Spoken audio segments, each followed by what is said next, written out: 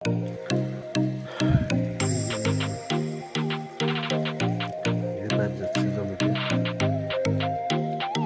কৃষিকাজটা সহজ নয় ভাই, কঠিন কঠিন পরিশ্রম করতে হয়। কারণ পরিশ্রম না করলে কৃষিকাজ সম্ভব না।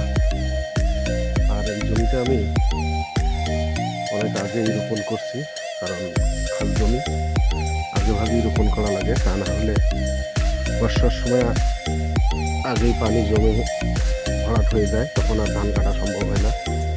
যার ফলে আগেই এটা রোপণ করা লাগে। চতুর্দিকে দেখেন কেবল শুরু করছে মানুষ জমি কাটা, আর আমার এটা মনে করেন লেগে গেছে।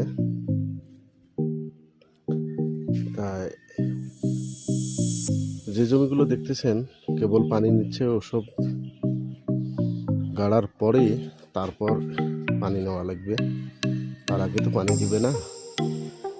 হয়তো আমার এই জমিটা 3 থেকে 4 বার হয়তো পানি নিলেই আমার ধান কাটা যাবে আল্লাহর রহমতে। সবাই দোয়া করবেন, ভালো থাকবেন। আল্লাহ হাফেজ।